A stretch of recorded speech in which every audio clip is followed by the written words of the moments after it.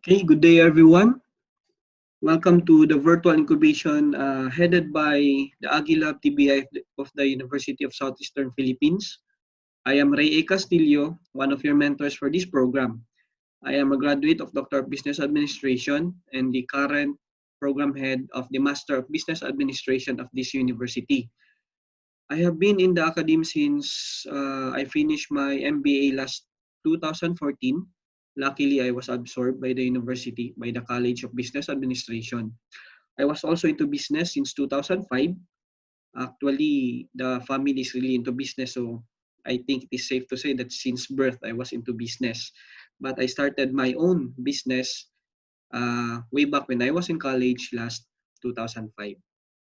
I will be delivering to you three topics. So these are market validation, value proposition, and business model. And before we start, let us have our expectation. So this is going to be a 30 to 1 hour discussion. I will be discussing to you the concepts about business. Whether ano pa yung business nyo guys, as long as kabisado nyo yung concepts, hindi kayo mawawala. So, expect na yan yung i-discuss ko sa inyo. And also expect that you will be also doing your research because after this topic, meron tayong mga assignments. Hindi naman siguro required niya sa submit, but I think some of the mentors will check it just to know kung meron na ba kayong initial idea about your business. So, or magkakaroon kami mga mentors ng idea about your business. And also in line with the topic that will be discussed. So, kailangan nyo rin i-research yung mga needed na mga topics for you to be able to really dig deeper sa business ninyo.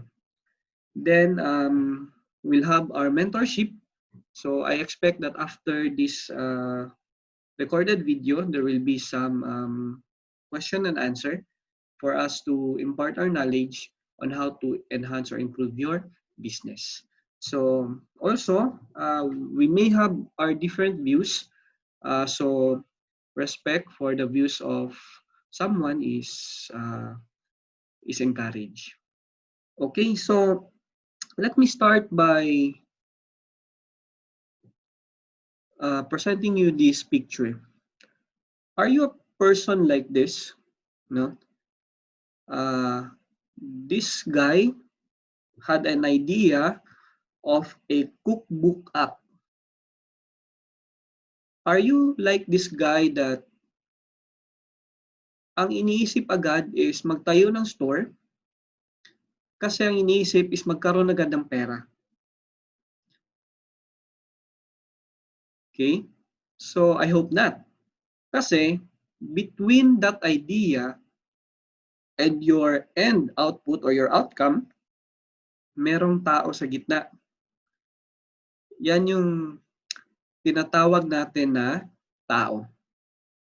So that's why it's very important that you learn ano yung mga topics natin about market validation, the value proposition, and the business model because yes, you may have an idea, but without proper market or knowing your market, that idea will just remain an idea and cannot be converted into a business. And that you will also learn in topic 2 how to do the value proposition canvas as well as in topic 3 the business model canvas. So it's good that you have an idea about your business. However, what's better is for you to be able to develop a model of that business and also making sure that your business, that your idea has a market. Kasi sayang naman yung idea nyo pag hindi naman natin mabenta. Kasi business tayo, nandito kayo sa business. So that's why I call this part as entrepreneurial. So meron kayong mga tech. I know na yung mga ideas nyo is are good. However, in this case kasi nandito na tayo sa stage na gusto na natin siyang gawing negosyo. Okay? So we need to think like an entrepreneur. In your case, you are an entrepreneur. So, let's start. Our lecture for today is about market validation. And you will learn yung customer segment identification, and you will also understand, we'll try to understand each customer segment, yung mga concepts nun, and then paano ba mag-select ng best segment? We call that targeting. And then we have some tips on validating your ideas and product. So expected that you would be able to understand the basic concepts of identifying the customer segments, know ways on understanding a customer, and determine which customer segment to target, and then learn tips on conducting market validation. So it is expected also from you na magkakaroon kayo ng mga data about your assessed customer segments, sino ba yung selected target markets ninyo, and how and magkanda kayo ng market validation. So yun sabi ko sa kanina na meron kayong konting research. Konti lang naman. So the first question I'd like to raise is, why the need for market validation? You have an idea, maganda yung idea nyo. Pero bakit natin kailangan pag-aralan yung market validation? So many ideas may pop up in your minds, but bottom line is, again, without the market, your idea will only remain an idea. Your product, your idea how good it might be, pag hindi siya nabenta, sayang din. That's why you also need the knowledge, the inputs from the market. If gusto din ba nila yung product ninyo? Do they need or want the product or the idea that pop up in your mind? So kailangan yun siya. So siguro pangalanan natin yan siya na si Juan. So bakit kailangan mag-identify ng customer segment? So before I discuss further about customer segment identification, let me introduce you first about the business model canvas. I know that this is our last topic, but with the end in mind, the business model canvas as the end in mind, let us look at the components of the business model canvas para malaman niyo kung saan ko hinuhugot yung discussion ko about topics 1 and topics 1 and 2. So, as you can see, there are 9 building blocks wherein on your right side, andyan si customer segment. And then you have channels, customer relationship, revenue streams, the value proposition, the key resources, the activities, the key partners, and the cost structure, which are all part of the business model canvas. However, according to the author of this canvas, the most important component, one of the important component of this canvas is the customer segment. Sila yung inuuna natin. Nandito na tayo sa idea na okay, maganda yung product nyo na nabuo, andyan na yung product ninyo. However, we need to understand kung sino ba talaga yung customer segments natin.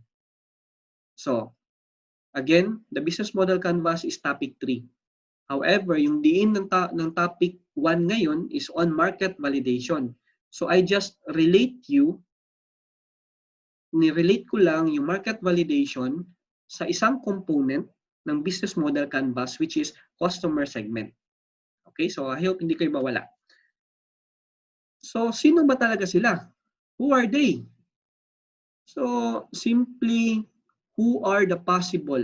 So, nakalagay dyan, who are the possible buyers for your product? Yung idea nyo, ginawa nyo ng product, but sino-sino yung mga possible na bibili ng product ninyo? So, there are, according to some journals, some authors, some books, there are types of customer segments. Sabi nila, meron daw mass market, may niche market, may segmented, diversified, and multi-sided. So ano-ano yan sila? So balikan natin yung idea kanina about the cookbook. Ito yung some of the example. When you say mass market, halos lahat yan. buyers ng smartphone. Kasi buyers ng smartphone kasi kailangan ng smartphone for the cookbook app. Or the niche, yun yung mga chef in hotels. Pwede mo ring i-segment according to geographic, psychographic.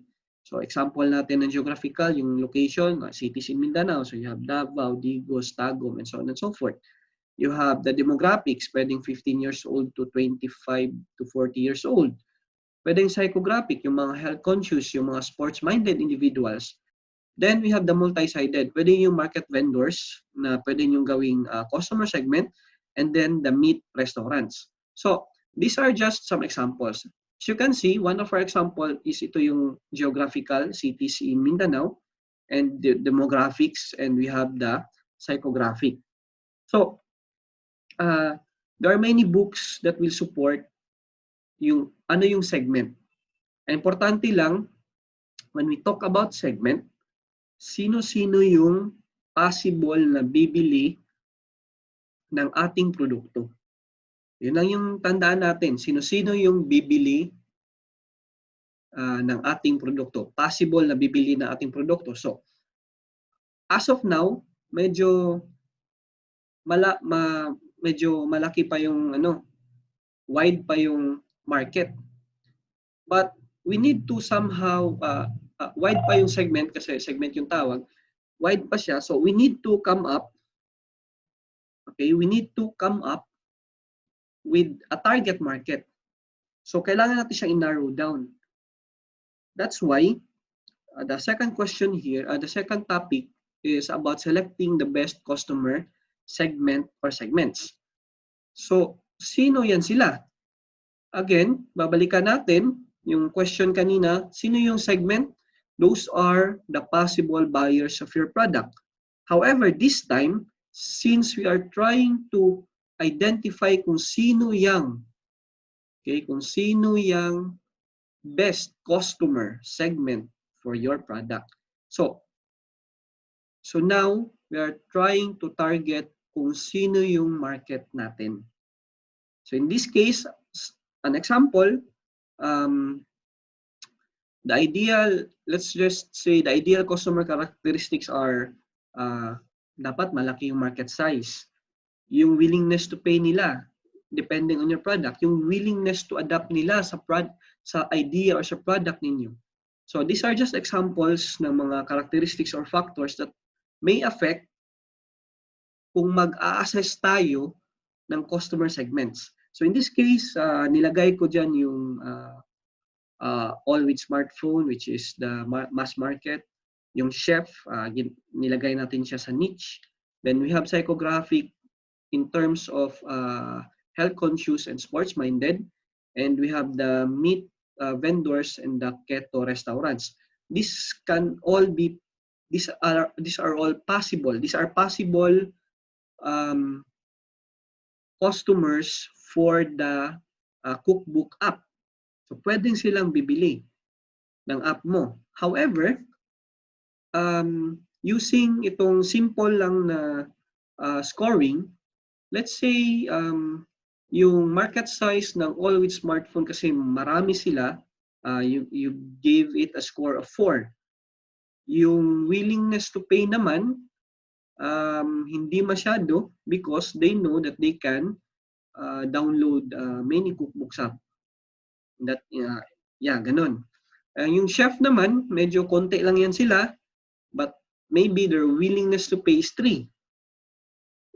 But their willingness to adapt is 1 because kung tingnan mo, alam na nila paano magluto.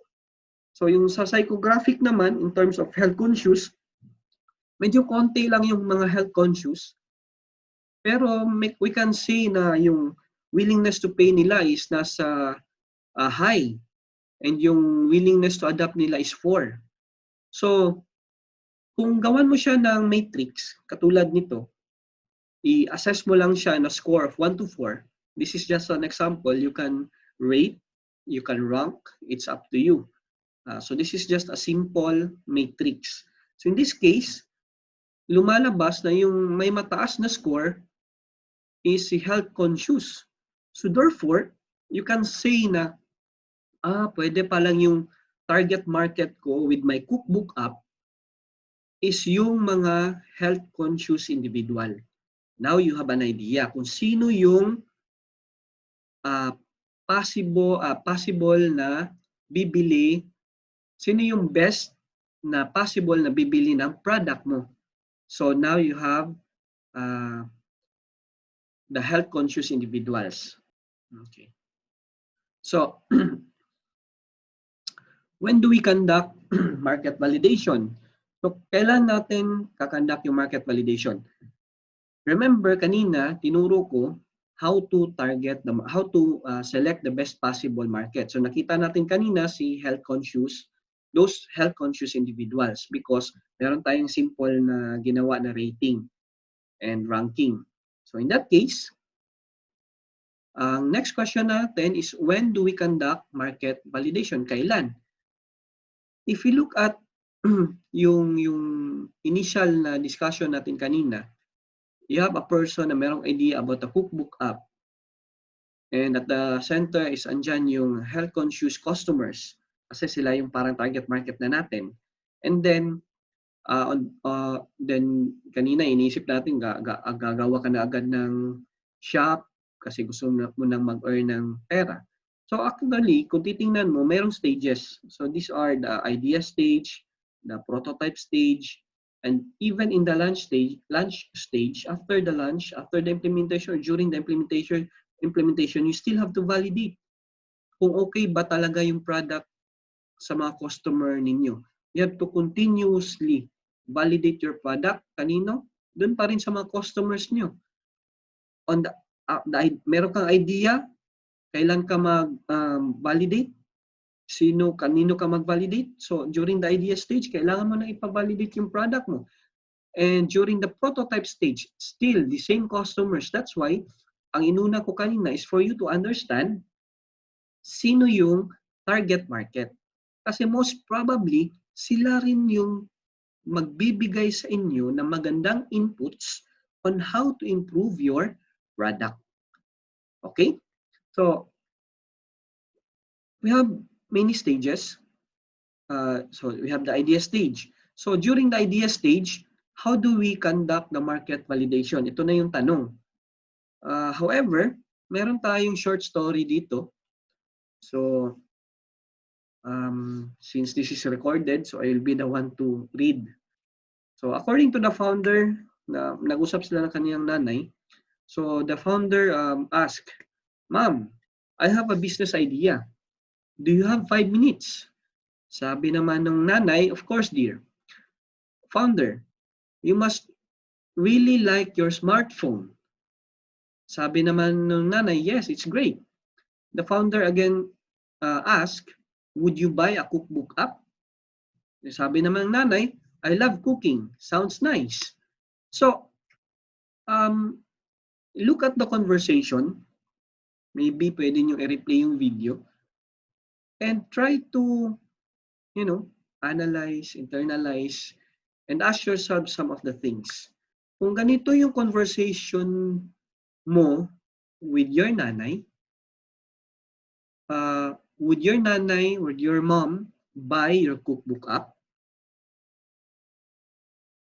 So, tanungin yung sarili nyo. I-replay nyo lang yung video before you proceed with the next slide or with the next yung minutes.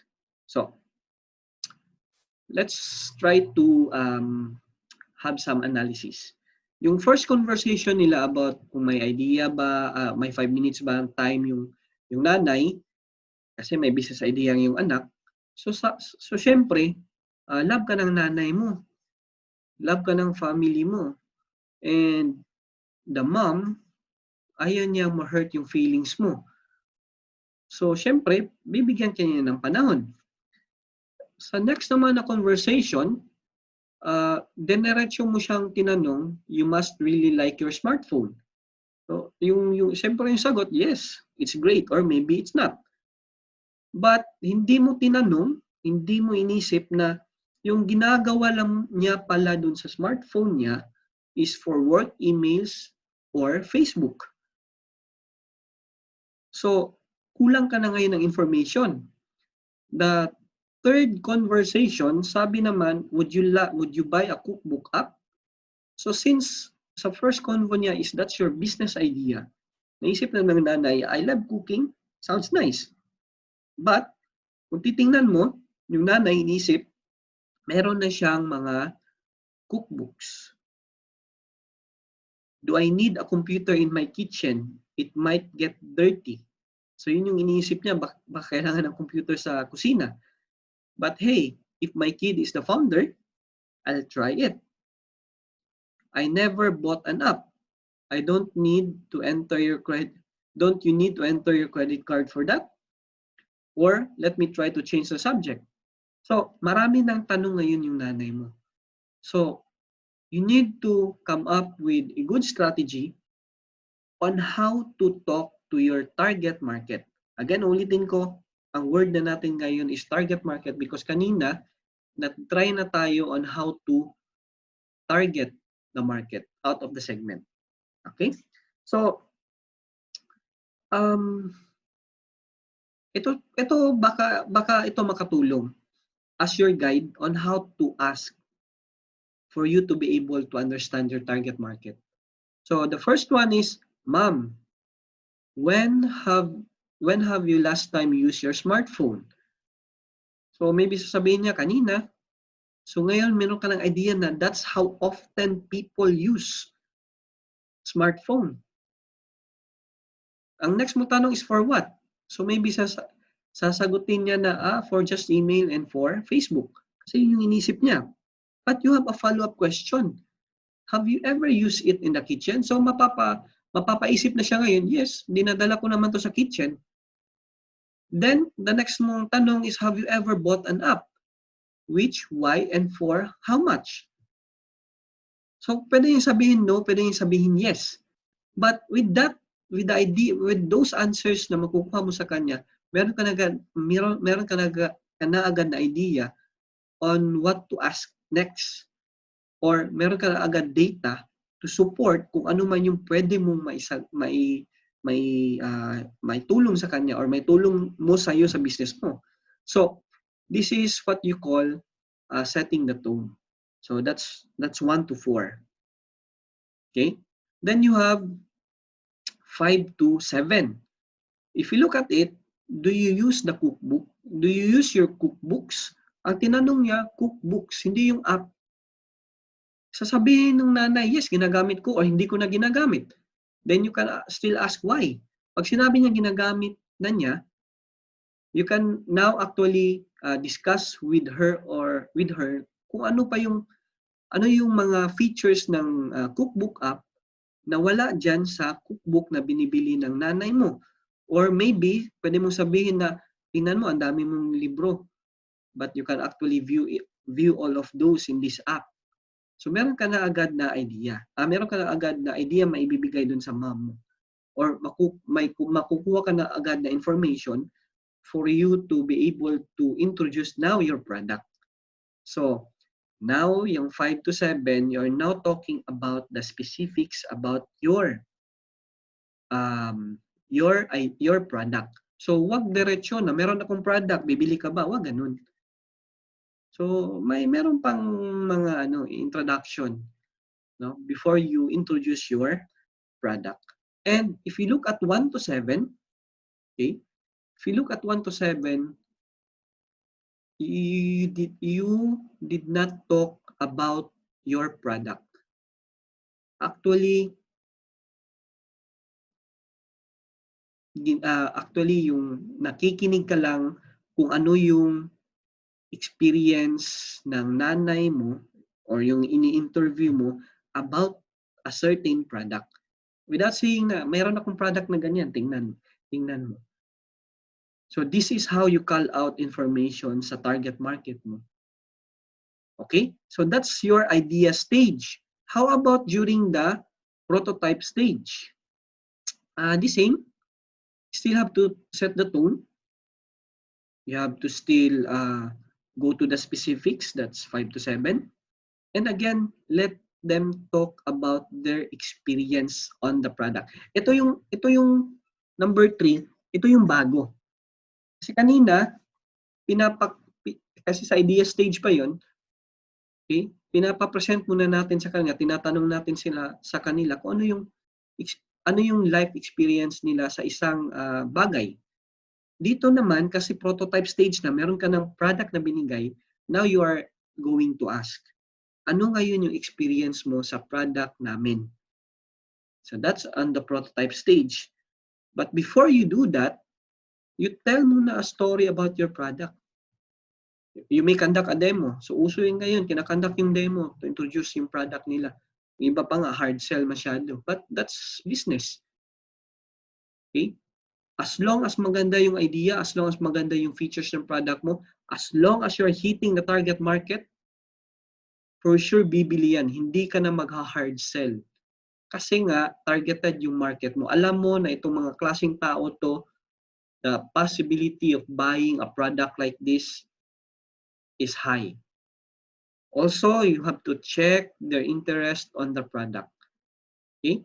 So, actually, hindi yan sila interesado kung hindi mo yan sila target market. So, most probably, kung hindi mo na nga target market, so the likelihood na hindi sila interesado sa product mo is very high. So, that's why, again, babalikan ko, sinimulan ko kayo sa pag-introduce ng customer segment and how to target the market. Kasi most probably, sila rin yung magandang mag-validate ng product ninyo. Okay? So, checking their interest, yan. Experience on the product, check their interest on the product by asking what they like or dislike about your product and how much are you willing to pay for the product. Yan. Yan yung connection ngayon dun sa let them talk about their experience about the product. So, that's it for this topic, market validation. I have presented here an activity and I don't know kung the same slide pa ba yan, but you just review the slides kasi na-change yata to na meron kaming ginawa si Sir Franz to enhance yung presentation. So baka kasi hanggang 47 na yan. But ang punto is you just visit yung yung mga slides, yung discussions natin, maybe replay, and then try to come up with this information. This information is needed dun sa next topic natin. Okay? So para meron lang kayong idea, conduct a short research about your product. No? Conduct a short or a simple market validation about your product by simply using this using this matrix.